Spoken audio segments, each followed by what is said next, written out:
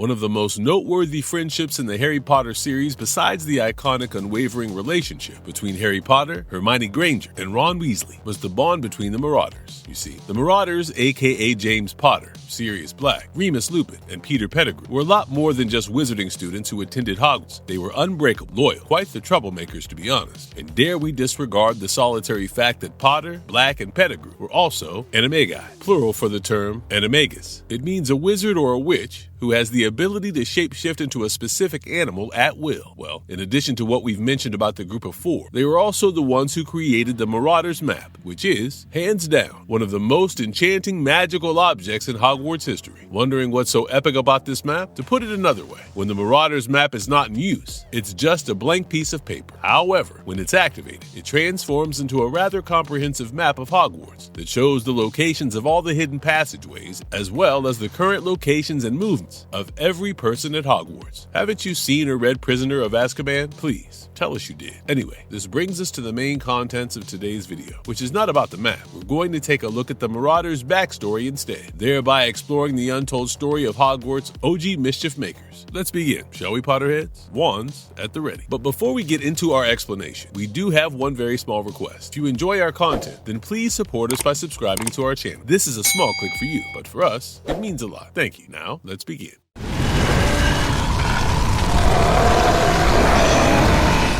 Meet the Marauders. Back in the early 1970s, James Potter, Sirius Black, Remus Lupin, and Peter Pettigrew met during their first year at Hogwarts. Given that all four of them were placed into the Gryffindor house via the Sorting Hat, the four became good friends. Let's take a brief look at the notorious troublemakers, shall we? We'll begin with James Potter, born to Fleamont and Euphemia Potter. On March 27, 1960, James was charming, courageous, and a born leader. He was especially well known for his degree of self-assurance and proficiency on the Quidditch pitch. It's fitting to acknowledge that he was among the most gifted pupils of his year, with a special aptitude for transfiguration. The last heir of the House of Black, Sirius Black III, was born to Orion and Walburga Black on November 3, 1959. The rebellious heir gained genuine acceptance among his companions by rejecting the pureblood supremacist views of his family. He had a keen sense of humor and was extremely loyal. His Animagus 4, a big black dog, represented his untamed nature and steadfast devotion. Remus Lupin, the group's most reserved member, was a half-blood born to wizard father Lyle Lupin and Muggle mother Hope Howell on March 10, 1960. Although Lupin's intelligence and compassion are undeniable, the fact that he was destined to live as a werewolf often made him doubt himself. That being said, his life was transformed by his friend's untiring, solid support. Remus had a keen sense of humor and a thorough knowledge of magic, especially in defense against the dark arts. In spite of his reserved demeanor, he frequently acted as the group's voice of reason, counterbalancing the more careless dispositions of Sirius and James. As for Peter Pettigrew, he wasn't as gifted or charismatic as the others, and was born to a witch mother sometime in early 1960. Naturally, he was always eager to prove himself. Peter contributed significantly to the group's adventures and was a part of its dynamic. He really idolized James and Sirius and frequently sought their praise, while attempting to keep up with their audacious adventures. In the end, Peter's darker path was caused by his ingrained insecurity. Okay, now that we have a brief and basic idea about the Marauders, let's dig deeper by shedding light into the dark and tragic timeline of the Marauders. This will help you understand the backstory of the Marauders and the consequences that followed for James Potter, Sirius Black, and Remus Lupin, post Pettigrew's betrayal.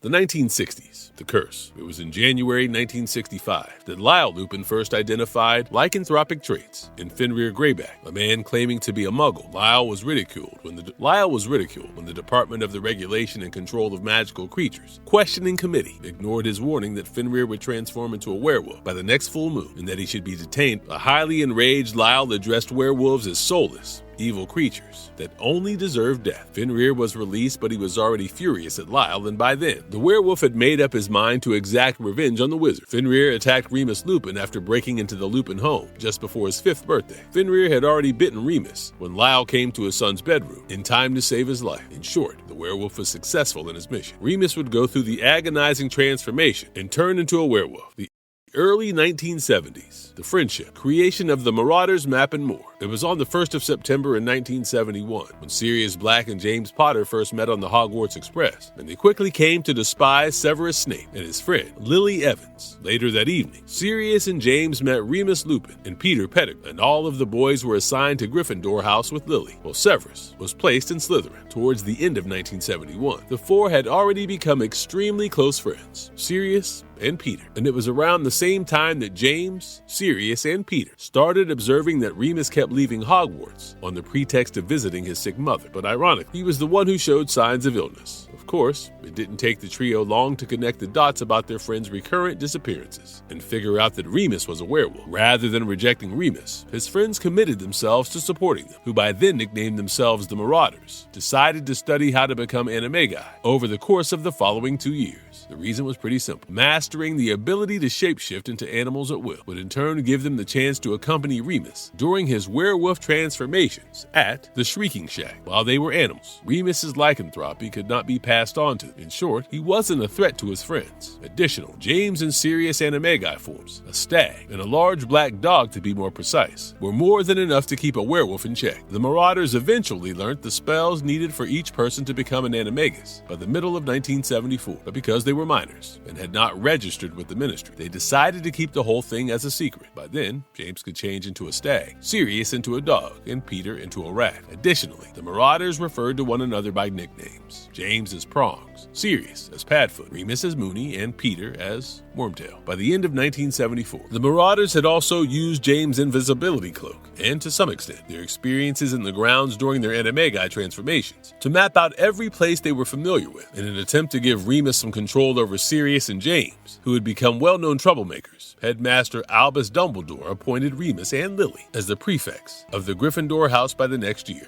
When the Marauders map was eventually finished in the latter half of 1975, the friends even managed to enchant the artifact so that it would constantly display Hogwarts in real time and display the identity of everybody who entered the premises. Also, sometime in December that same year, Sirius, having grown completely tired of his parents' fixation with pure-blood supremacy, ran away from home and sought refuge with James and his family.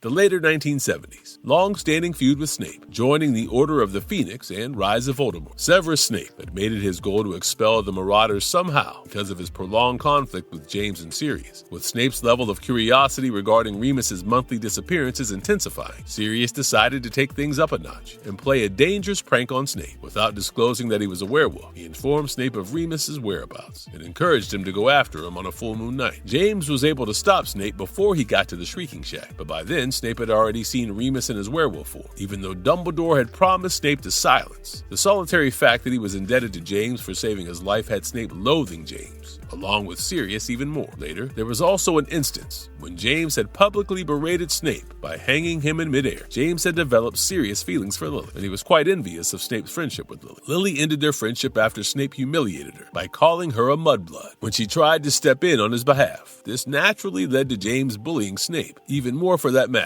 Moving on to June 1977, Sirius got his own place to stay just before starting his final year at Hogwarts. He was also welcome to stay at James' place anytime he wished to. Fast forward to September that year, and James was ready to turn over a new page in his life. He wanted to be worthy of Lily's love, and his change was to such an extent that he was even made the head boy. No wonder. Lily reciprocated his feelings, and they began to date. It was early in 1978 that Snape informed Mr. Filch about the Marauders' nightly outings, which eventually led to Filch apprehending the boy and seizing the Marauders' map. However, with the Wizarding War in full effect, the Marauders lost interest in their boyish adventures and chose not to go after the map. The Marauders' time at Hogwarts came to an end after graduation, and they all became full-time members of the underground organization, Order of the Phoenix, in 1979. By then, Voldemort's ascent to power also seemed inevitable, and things were becoming way too chaotic. James and Lily eventually got married sometime in the middle of 1979, and no points for guessing that it was Sirius who was the best man at their wedding. All the friends had attended the wedding, and it's fitting to state that was the occasion which would mark as one of the final times of happiness for the group. By the latter part of 1979, James and Lily had already had several run-ins with the Dark Lord and his supporters.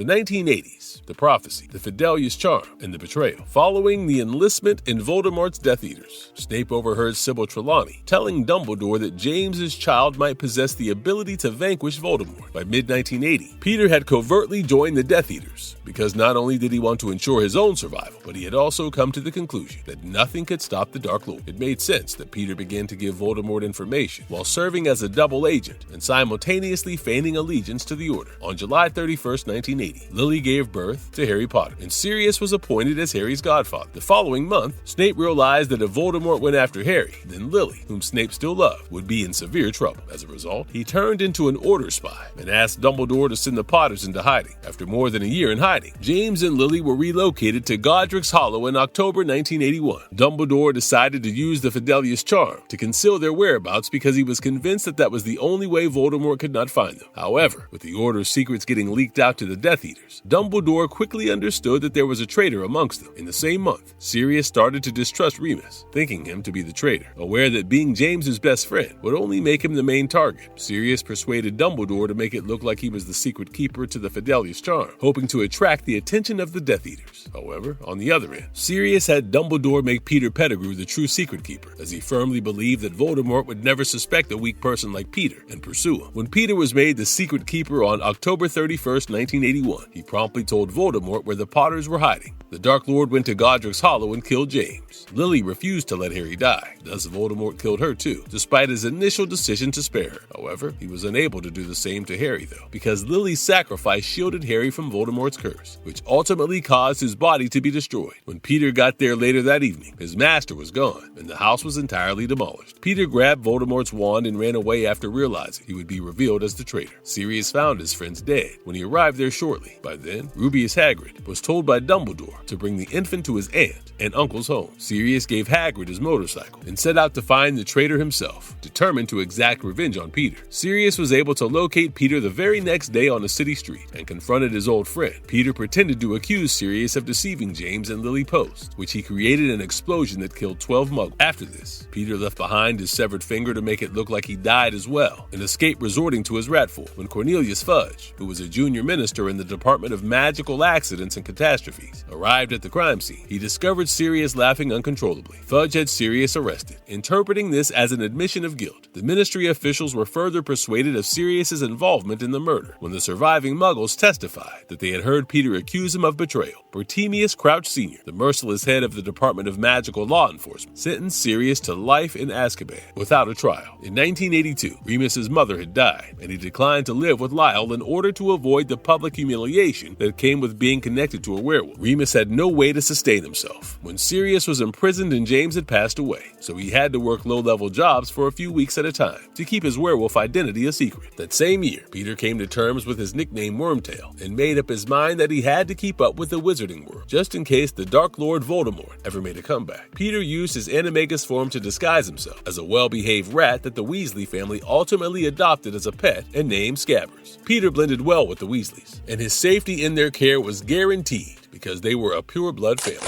The 1990s, Escape from Azkaban, re-entry at Hogwarts, and the reunion. It was on the 1st of September 1991 that Scabbers was given to Ron Weasley, the day he was scheduled to begin his first year at Hogwarts. As fate would have it, Ron and Harry became best friends, which also meant that Peter would have no other choice but to be around the son of the best friend he had betrayed himself. Sometime in 1993, Dumbledore paid Remus a visit and offered him a position teaching defense against the dark arts at Hogwarts in exchange for an unlimited supply of Wolfsbane potion, which allowed werewolves to retain their mind even after the transformation. It was also around the same time that Sirius chanced upon a picture of the Weasley family vacationing in Egypt that was published in the newspaper Daily Prophet. As his eyes gazed upon Scabbers, who was also in the family picture, he realized who it was, and it dawned upon Sirius that he could easily track down his former friend at Hogwarts. Fulfilled with a renewed desire for settling old scores, Sirius transformed into his dog Animagus form, and given his poor physical state, it's fitting to state that he was able to escape Azkaban. Peter became aware that he was Sirius's target once the news of his escape escape from Azkaban was made public. This had him attempting to flee multiple times only to fail. Peter was forced to travel to Hogwarts. Remus and Sirius arrived there as well. Sirius repeatedly attempted to assassinate Peter by entering the Gryffindor common room, but he was unable to do so because he did not know the password. This was the reason he initially slashed the fat lady's image. By January in 1994, Remus began teaching Harry how to ward off the Dementors and cast the Patronus charm. As for Peter, Sirius's repeated attempts at trying to catch him made him fake his death as Scabbers by biting himself and making it appear as if he had been devoured by Hermione Granger's pet cat, Crookshanks. The following month, Sirius was able to lay his hands on the passwords of the Gryffindor Tower to gain access inside, but he couldn't locate Peter. Even worse, it seemed as though he had come there to murder Harry. Moving on to June, Scabbers was discovered by Ron in Hagrid's hut, which led to Sirius in his dog form, dragging Ron into his hiding place in the Whomping Willow. Sirius was absolutely ready to kill Peter when Harry and Hermione arrived at the Shrieking Shack to save their friend. Remus's timely intervention and the Marauders map that he had earlier seized from Harry helped him realize that Sirius was innocent and that Peter had actually faked his death. Of course, Remus and Sirius reveal Scabbers' true identity as Peter Pettigrew aka Wormtail, and they're even close to putting an end to his life when they're stopped by Harry, who tells the duo to spare him. Well, everyone who has either read or seen Prisoner of Azkaban knows exactly what happens next. Therefore, we won't be going further into the details of the book or movie. The Marauders' legacy. The Marauders left behind a very potent legacy despite their untimely demise. Their tale imparts lessons about the importance of genuine friendship, consequences that result from treachery, and the burden of accountability. The Marauders map unquestionably questioned to help Hogwarts subsequent generations, including our very beloved Harry Potter. Now, the destinies of the Marauders represented various facets of their personalities. James, the valiant leader, lost his life safeguarding his family. The rebellious Sirius was wrongfully imprisoned. The reserved Remus suffered loss and loneliness, and the weakest of them lived in constant fear, having betrayed his friend. Despite being entwined, their stories had quite the different conclusions. Marvelous verdict. Even though their time together was quite brief, the Marauders continue to remain legendary. So, the next time you're walking around and minding your own business and you see a wolf, a large black dog, a stag, and a rat casually hanging, believe us when we tell you, shit just got real. Well, that's all for today. And with this, we finally come to the end of our video here. So, who here happens to be a fan of the Marauders? Who's your favorite? Of course, you're allowed to have more than one as your favorite. Well, if you have more stuff to add apart from what is there in the video, hit us in the comment section. And you already know what to do if you enjoyed this video. Please do leave a thumbs up and stay tuned with us, as we promise to come back with another favorite video soon. Until then, stay safe and stay marvelous. Also, thanks for watching.